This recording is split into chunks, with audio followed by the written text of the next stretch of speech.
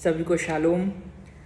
इस दुनिया के ऊपर बहुत सारे राजाओं ने राज्य किया और हर एक राजा यह चाहता था कि उसका राज्य जो है वो कई सालों तक बना रहे और उसके बाद उसकी पीढ़ियां भी उसी के ऊपर राज्य करती रहें। बट इतिहास गवाह है कि उनके राज्य का अंत हुआ और दूसरे राजाओं ने आकर राज्य किया।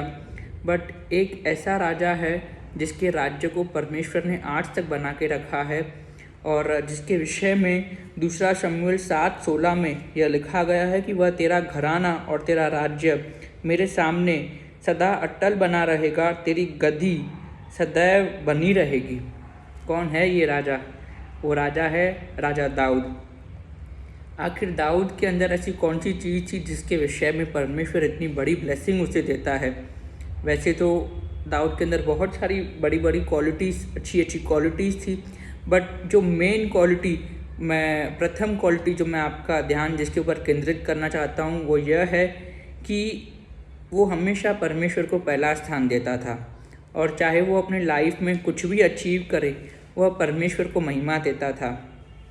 जिस तरीके से वो आगे प्रार्थना में भी यह कहता है, दूसरा शमूएल 7 उसकी 26 में, और यह कर कि लोग तेरे नाम की महिमा सदा किया करें।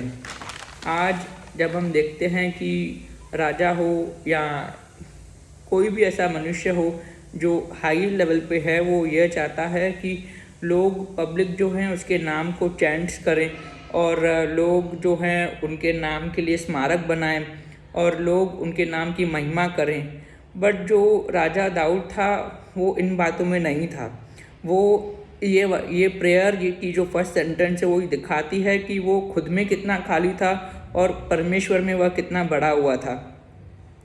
और जब भी हम अपने जीवन में यह देखते हैं कि हम अपने नाम की महिमा करना चाहते हैं तब हम घटते हैं, पर जब भी हम अपने जीवन परमेश्वर की नाम की महिमा करना चाहते हैं हम बढ़ते हैं।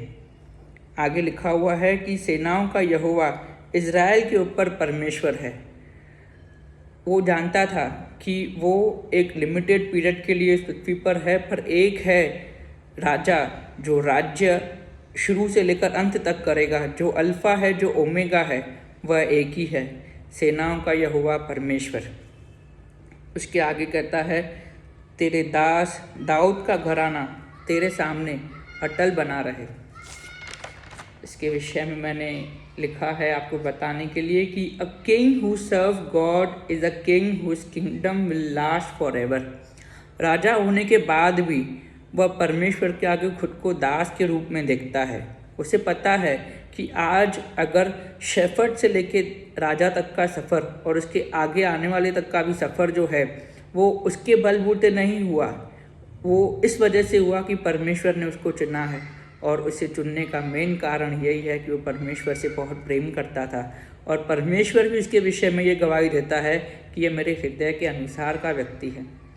आज राजा दाऊद से हमें सीखने को मिलता है कि हम चाहे अपने लाइफ में कितनी भी बड़ी बड़ी अचीवमेंट्स क्यों ना करें, कितनी भी बड़ी बड़ी अचीवमेंट्स को क्यों ना हासिल कर लें, चाहे वो डोमेस्टिक हो चाहे इंटरनेशनल हो, बट हम इस बात को हमेशा याद रखें कि अचीवमेंट जो हैं वो हमारे बलबूते की नहीं, वो परमेश्वर की ओर से दी गई है और परमेश्वर ही इस बात की महिमा के योग्य है। और इस बात को स्मरण रखें कि हमारे नाम के साथ परमेश्वर के नाम को जुड़ा हुआ है। हम जो भी करेंगे परमेश्वर के नाम की उससे महिमा होती है या परमेश्वर के नाम की निंदा होती है, इस बात के जिम्मेदार आप और मैं, हम सब हैं। और मेरी ये प्रेयर है कि हमारे जीवन के द्वारा परमेश्वर के नाम की सदा महिमा होती रहे। एक शायरी इसी विषय में मैं आपसे कहना चाहूँगा कि कितना भी बड़ा क्यों न बन जाओ ज़िंदगी में, कितना भी बड़ा क्यों न बन जाओ ज़िंदगी में, ज़िंदगी गुजारना ना भूलो खुदा की बंदगी में, ज़िंदगी गुजारना ना भूलो खुदा की बंदगी में। आई होप आपने इस मैसेज से कुछ सीखा होगा और परमेश्वर आपको ब्लेस करे। God bless you all.